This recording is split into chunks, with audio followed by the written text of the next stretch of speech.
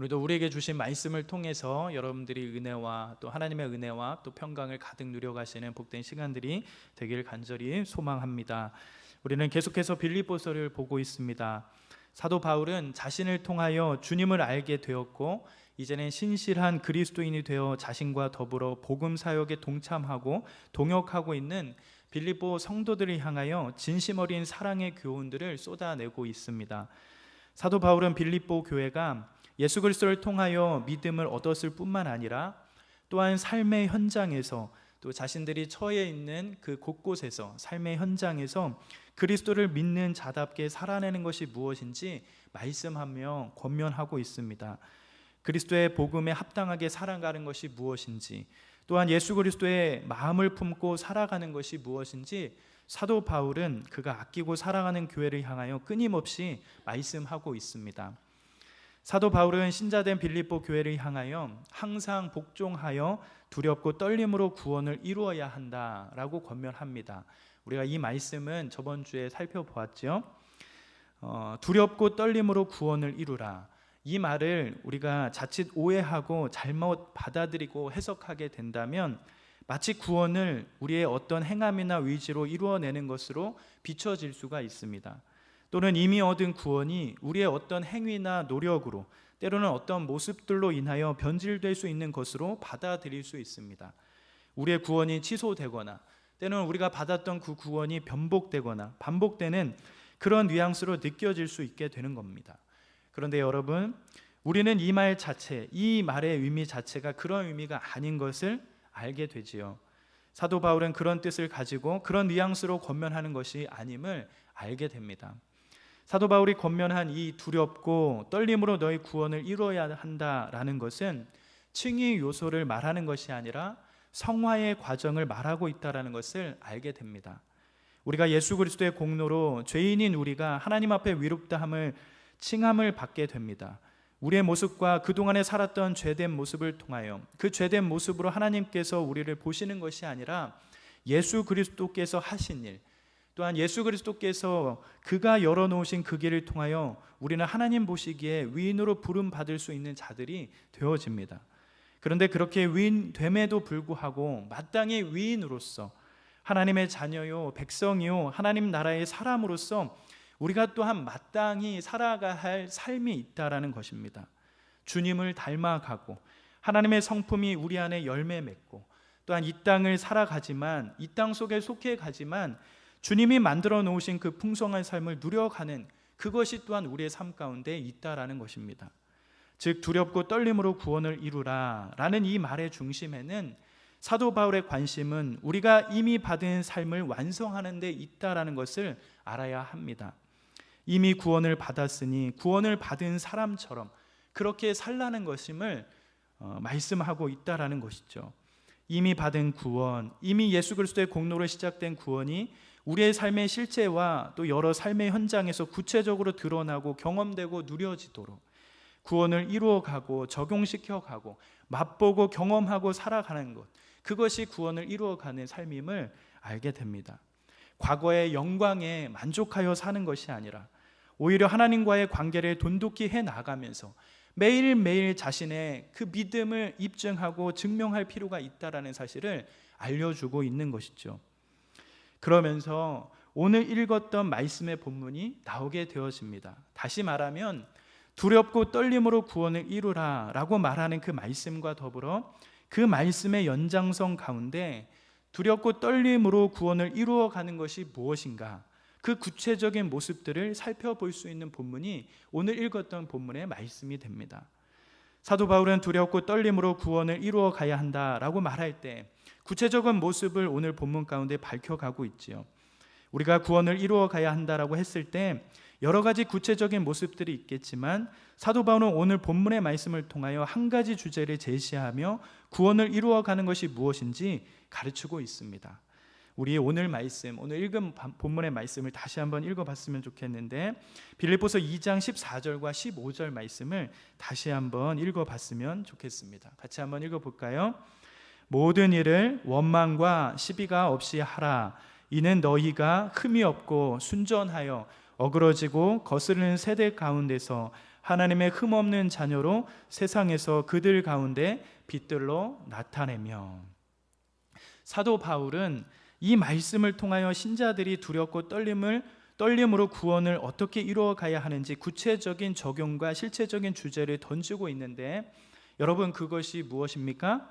바로 원망과 시비가 없이 하라라고 이렇게 말씀을 해갑니다. 하나님의 말씀을 들을 뿐만 아니라 실제적으로 우리의 삶 가운데 어떻게 드러내야 하는지 그 말씀을 보여주고 있는 거죠.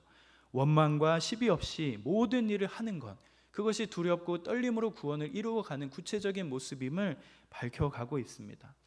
여러분, 시비가 무엇입니까? 시비는 속에서 일어나는 것, 내면으로부터 일어나서 따지는 것을 말합니다. 또한 원망은 무엇이지요? 내면에서부터 일어나는 시비의 과정에서 밖으로 나오는 것을 말하는 겁니다. 밖으로 표현되는 것, 때론 불평이나 불만 같은 것들을 말할 수 있게 되죠. 그러니까 마음으로부터 시작된 분쟁들이 외적으로 불평이나 불만 같은 것들로 쏟아져 나오는 것들을 말하는 겁니다.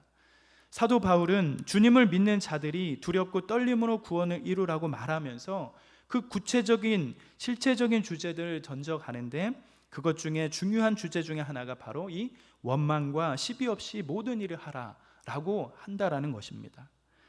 사랑하는 여러분, 우리의 삶 속에 나타나는 이러한 원망과 시비는 얼마나 그리스도인의 삶을 황폐하게 만들고 또한 파멸시키고 메마르게 만드는 주법인지 모르겠습니다. 원망과 시비는 우리의 마음속 깊은 자기 연민을 만들어내기도 합니다. 내 인생의 모습들은 왜 이럴까? 나는 왜 이렇지? 나의 삶은 왜 이 모양일까? 하는 그런 자책과 자기 연민을 만듭니다. 또한 나에게 처한 환경과 상황들은 왜 이럴까? 도대체 왜 이런 상황이 되었을까 하는 불평과 불만을 만들기도 하고, 때로는 자기 옆에 있는 사람을 향하여 힘들게 하고 메마르게 만들기도 합니다. 이러한 시비와 원망의 중심에는 자기 편견과 자기 중심성이 있게 되어 영혼을 힘들게 만들고 때로는 낙심을 불러일으키며 아무것도 이해하지 못하는 상태로 몰고 가기도 합니다. 자신을 힘들게 하기도 하고 때로는 다른 사람들도 병들게 하는 그런 아픔과 갈등과 분쟁과 나누어짐을 만들기도 하는 것이 바로 이 원망과 시비가 되는 것이죠. 뿐만 아니라 이런 자기 편견과 자기 중심성으로 시작된 시비와 원망은 그리스도의 삶을 어디까지 이끌어 가냐면 바로 하나님의 사랑을 의심하는 것까지 우리를 몰고 가게 됩니다. 마음속에 일어나는 시비는 원망이라는 것으로 포장되어 밖으로 표현되어지는데, 그 가운데 대체 왜? 라는 질문들이 꼬리를 물어 하나님의 의도가 대체 뭐지? 라고 하는 것까지, 그 질문까지 도달하게 만든다라는 거예요. 불평과 불만이 우리의 삶 가운데 자리 잡게 됩니다. 그러다 보니 그렇게 시작된 마음과 생각들이 이제는 믿음의 영역까지 문제를 일으키고 하나님의 사랑을 의심하고 하나님과의 개인적인 관계 속에 드러나는 그런 명백한 사실들까지도 의심하게 만든다라는 거예요. 하나님께 대한 절대적인 신뢰와 사랑은 그리스도의 삶 가운데 큰 위로와 힘이 되어지는데, 오히려 내 안에 일어난 이러한 시비와 원망의 모습들은 하나님께 대한 절대적인 신뢰와 사랑을 무너뜨리고 다른 어떤 것도 믿을 수 없는 상태로 우리를 몰고 가게 된다라는 겁니다. 하나님에 대한 사랑의 의심으로 우리의 믿음이 흔들리기도 하는 그런 상태까지 되어지는 거죠. 그것이 바로 원망과 시비의 모습의 결과이고 원망과 시비가 만들어내는 열매가 되기도 합니다. 사도 바울도 이런 측면에서 빌립보서 2장 14절을 말씀해 가면서 사도 바울의 단어의 선택이 마치 이스라엘의 광야 세대를 떠올리게 만듭니다. 오늘 본문에 쓰인 이 원망과 시비와 같은 단어들을 보면 빌립보 성도들을 향하여 이스라엘 백성의 고대 역사를 생각해 볼 수 있는 단어를 사용하고 기록해 가고 있다라는 느낌을 받게 돼요. 이러한 이스라엘의 역사와 광야 세대의 모습들을 사도 바울은 예시를 들어 교훈하는 것들을 빌립보서 말씀뿐만 아니라 고린도 교회를 향한 말씀을 할 때에도 동일하게 인용한다는 그 사실을 알게 됩니다. 여러분, 고린도전서 10장 10절과 11절의 말씀을 보면 원망에 대한 단어를 사용하면서 이렇게 밝혀가는 것을 알게 됩니다. 우리 고린도전서 10장 10절과 11절 같이 한번 읽어볼까요? 그들 가운데 어떤 사람들이 원망하다가 멸망시키는 자에게 멸망하였나니 너희는 그들과 같이 원망하지 말라. 그들에게 일어난 이런 일은 본보기가 되고 또한 말세를 만난 우리를 깨우치기 위하여 기록되었느니라. 즉 빌립보서에 말하는 이 원망이라고 하는 이 시비라고 하는 단어뿐만 아니라 빌립보에서 제시한 사도 바울이 제시한 이 빌립보서에 있는 단어뿐만 아니라 고린도 교회를 깨우치기 위해 쓰이는 이 단어 원망이라고 하는 이 단어도 보게 되어지면 사도 바울은 이 민수기 14장과 16장의 사건들을 염두에 두면서 원망이라고 하는 이 모습들을 드러내고 있다는 사실을 알게 되는 거예요. 즉 광야 생활과 더불어 이스라엘 역사들을 회고하면서 그리스도인들과 신자들이 신앙 삶 가운데 본보기를 삼기를 도전하고 있다라는 겁니다. 즉 원망이라고 하는 그 모습들, 이런 모습들을 생각하면 광야 생활 가운데 이스라엘 백성들의 모습을 떠올리게 만드는 것이다 라고 이렇게 밝혀가고 있는 거예요. 광야 생활을 하는 이스라엘 백성들이 하나님 앞에 원망한 그 모습들이 우리들의 삶의 본보기로 삼으라고 도전하고 있는 거예요. 원망이 우리의 삶에 있어서 하나님을 믿어가는 삶에 있어서 얼마나 우리를 황폐하게 만드는지 그것을 알아가야 한다는 겁니다.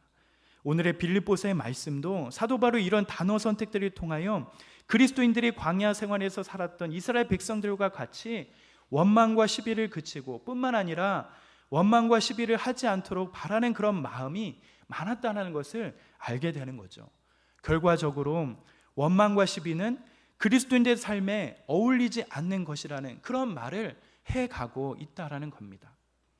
사랑하는 여러분, 광야 생활을 시작한 이스라엘 백성들은 여러분 어떤 사람들이었을까요?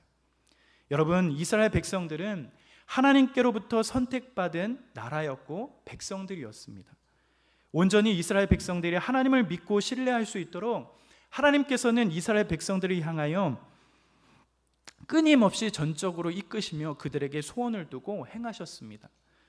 이스라엘 백성들이 400년 넘게 애굽의 종살이를 당했을 때에도 하나님은 그들을 지키시고 보호하시고 그 이스라엘 민족들을 심지어 종살이하는 그 가운데 있었지만 그들을 키우셨습니다. 일으키셨습니다. 암울한 상황 가운데서도 하나님께서는 선택한 민족과 이루신 그 언약의 귀한 말씀들을 이루어 가시며 하나님 편에서 그들을 지속적으로 인도해 오셨습니다. 특별히 그들에게 아름답고 영광스러운 땅 가나안 땅으로 들어갈 그 길들을 하나님께서 말씀하시고 그들을 위해 만드셨습니다. 전적인 하나님의 은혜 가운데 이스라엘 백성들은 400년 넘는 애굽의 종살이를 건짐을 받을 수 있었고 그들에게 구원이라는 값진 선물을 허락해 주셨습니다. 그런데 여러분들이 잘 알고 있죠. 그랬던 민족, 그런 하나님의 전적이고 말로 형용할 수 없는 큰 은혜를 경험했던 민족, 그 민족이 어떻게 됐습니까? 그런 하나님의 은혜를 경험했음에도 불구하고 이스라엘 백성들은 어떻게 했지요? 출애굽한 이스라엘 백성들, 그들의 삶은 어떠하였습니까? 광야 40년의 시간들 속에 끊임없이 하나님 앞에 원망과 시비로 하나님께 불평하며 불만을 표현하였고 때로는 하나님과 다투는 그런 상황들이 연출되었습니다. 수많은 하나님의 은혜를 잊고도 때로는 배가 고파서, 때로는 고기가 먹고 싶어서, 때로는 땡볕이 비춰지는 그 햇볕 아래서 오히려 하나님 앞에 원망과 시비를 늘어놓는, 그로 인해 하나님 앞에 불평하고 불만하는 그런 일들, 더 나아가 하나님과 다투는 그런 일들이 일어나게 되었지요. 오히려 그들은 하나님께로부터 아름답고 영광스러운 가나안 땅인 그 땅을 약속받았음에도 불구하고 다시금 자신들이 종살이로 삼았던 애굽으로 돌아가고 싶어하는, 다시금 애굽을 사랑하고 소망하며 다시금 애굽 땅의 것들을 흠모하는 그런 일들까지 벌어지게 되었어요. 온전히 이스라엘 백성들이 하나님을 의지해야 하고 사랑해야 함에도 불구하고 그들의 마음과 생각은 원망과 시비로 하나님에 대한 절대적인 신뢰와 사랑을 포기하는 그런 모습들이 있게 되었지요.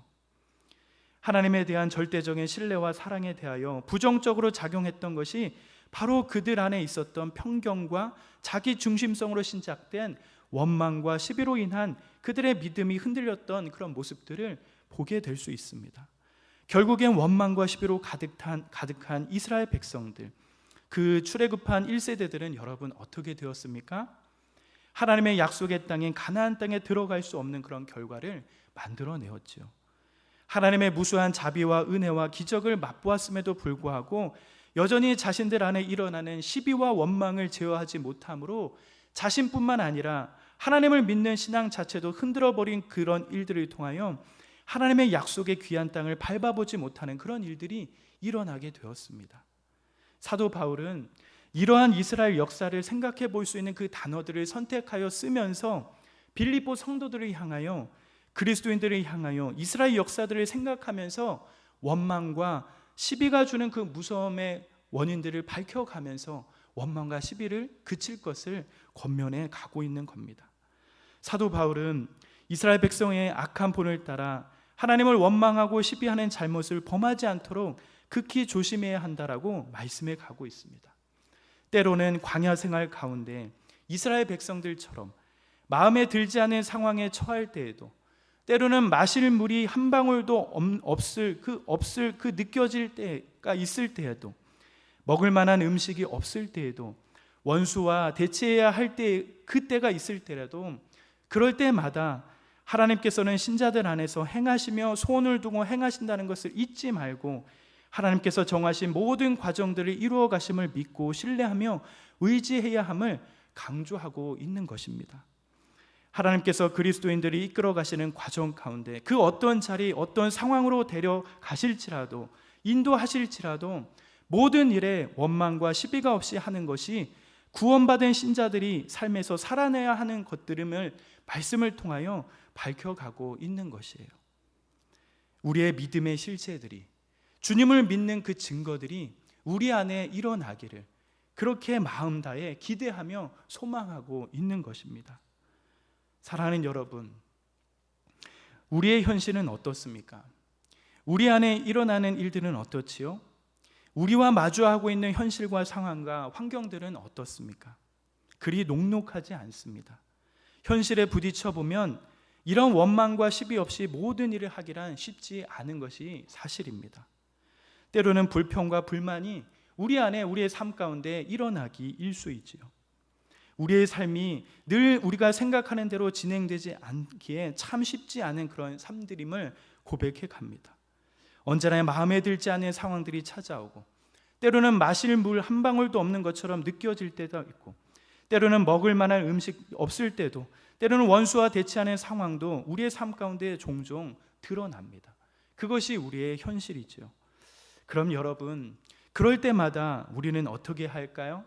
성경이 바라는 것은 원망과 시비가 없이 하라, 모든 일에 없이 하라고 말하고 있는데, 그럴 때마다, 그런 현실을 마주할 때마다 우리가 어떻게 해야 하죠?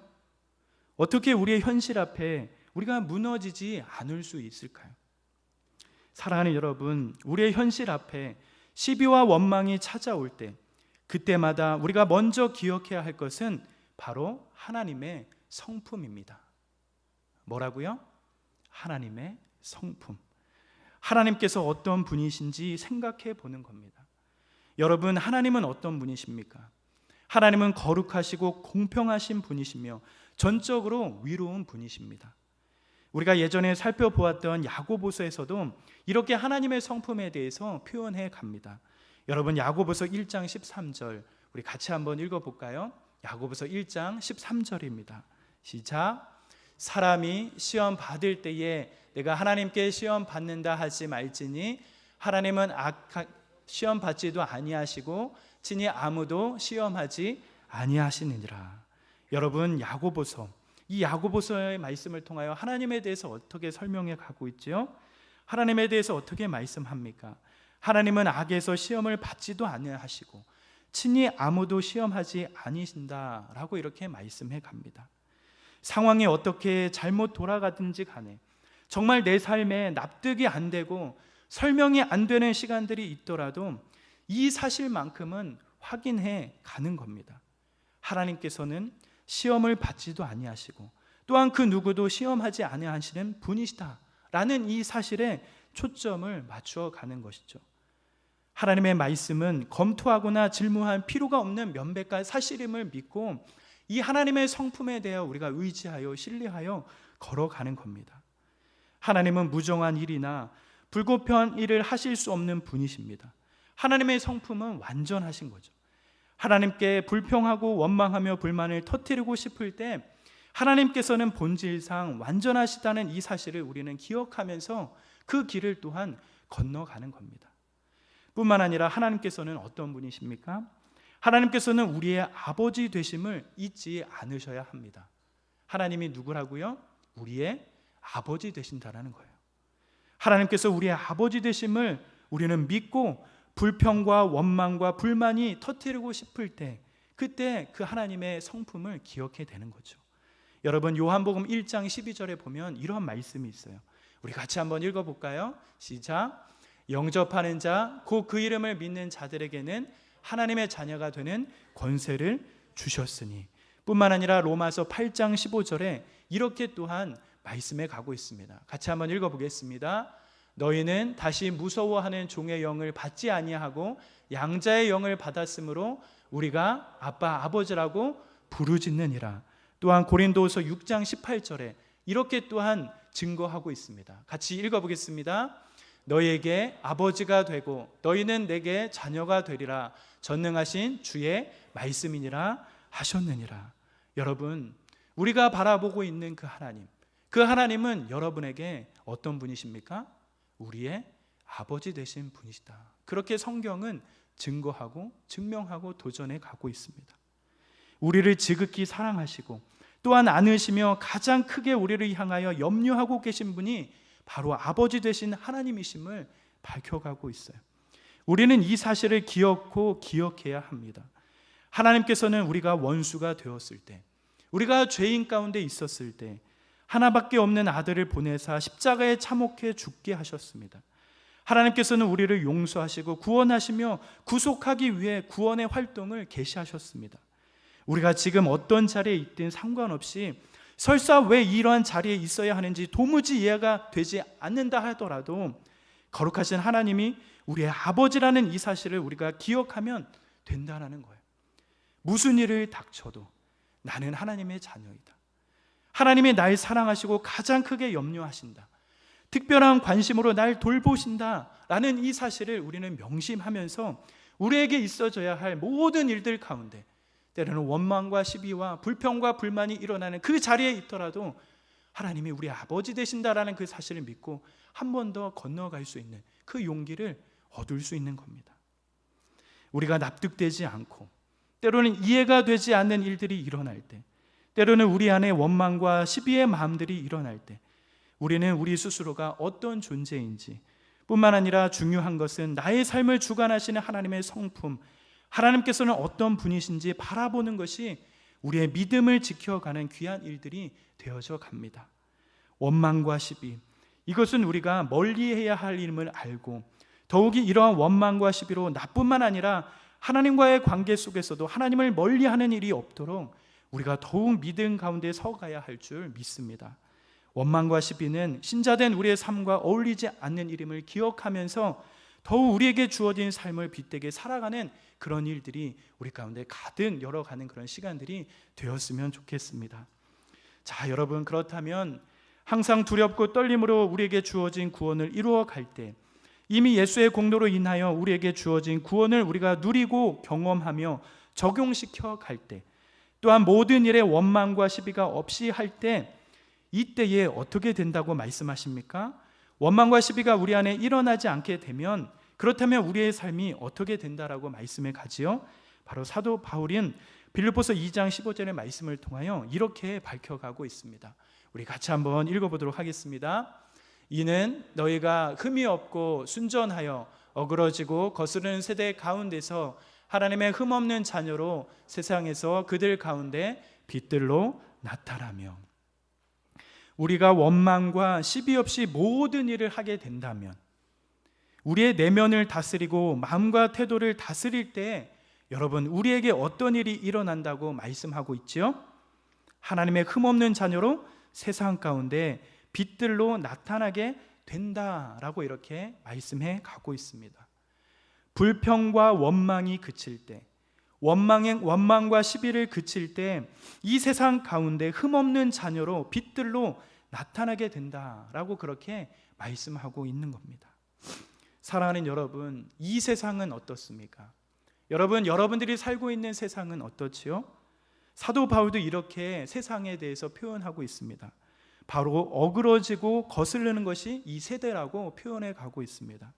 뭔가 구부러지고 뒤틀린 것 같은 그 모습이 있는 것이 세상이라고 말하고 있습니다. 그런데 그런 세상 가운데 누가 살고 있습니까?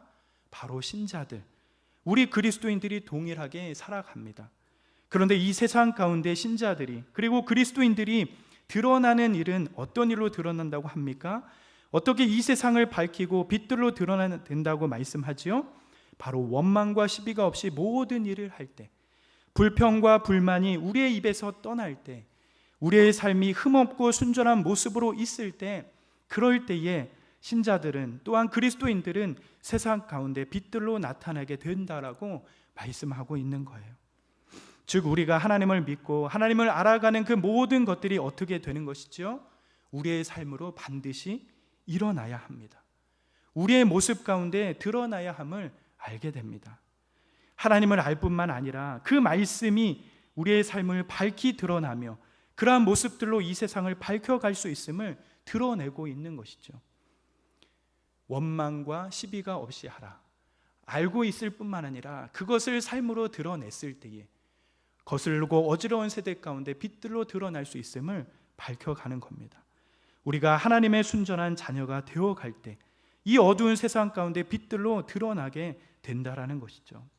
사랑하는 여러분, 우리가 생각해야 할 것은 교회와 성도는 삶의 자리를 떠나 존재할 수 없다라는 사실을 알아야 합니다. 교회는 어그러지고 거스르는 세대 가운데 이 땅 속에서 끝없는 역품을 맞아가면서 입술을 다스리고 내면을 다스리고 또한 구원받은 자로서, 은혜를 아는 자로서, 흠없는 자녀로서 드러내는 것, 그것이 바로 교회와 성도의 모습임을 기억해야 합니다.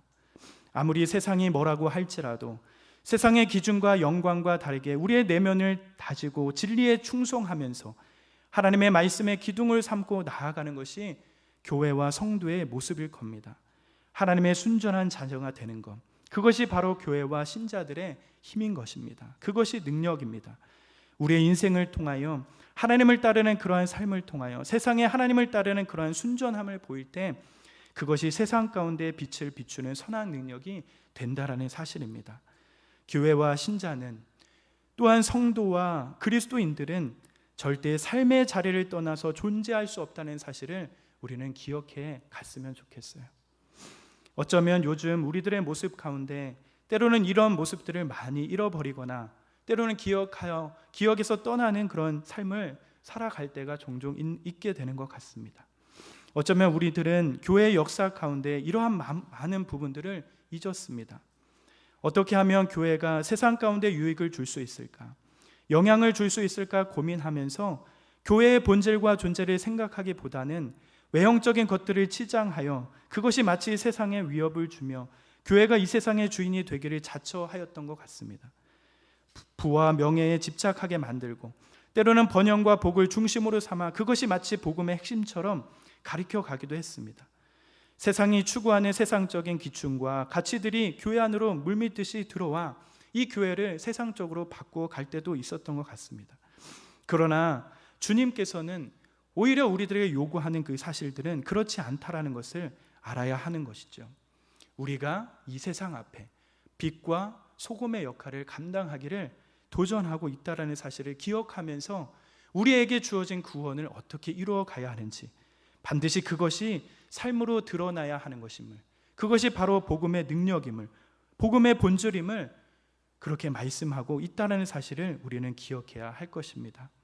우리가 생각해야 할 것은 교회와 성도는 삶의 자리를 떠나 존재할 수 없다는 사실, 더욱 낮아지고 겸손하고 하나님의 말씀하시는 그 진리의 그 진리를 삶까지 내려와 그 모습대로 살아내는 것, 절대 신앙은 삶을 떠나서 있을 수 없다는 사실을 알고 그렇게 부단히 믿음과 삶을 이어갈 수 있는 것, 그것이 참다운 신앙임을 알고 그렇게 살아가는 그런 일들이 우리 가운데 일어나길 간절히 원합니다. 두렵고 떨림으로 구원을 이루어 가라. 이것은 단순히 우리들에게 말하는 그런 진리의 말씀이 아닙니다.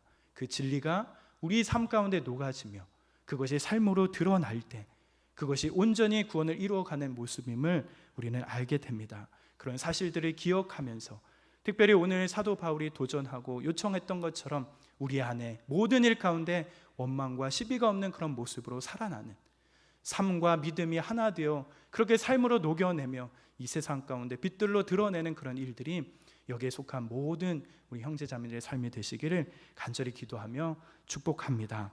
우리가 날마다 하나님의 성품을 기억하면서 어떠한 자리에 있든지 불평과 원망이 쏟아져 나올 때마다 하나님의 성품을 기억하면서 그렇게 그 삶의 자리에서 하나님을 찬양하며 감사로 주님께 올려드리는 그런 믿음의 고백이 우리의 삶에 있기를 간절히 기도합니다.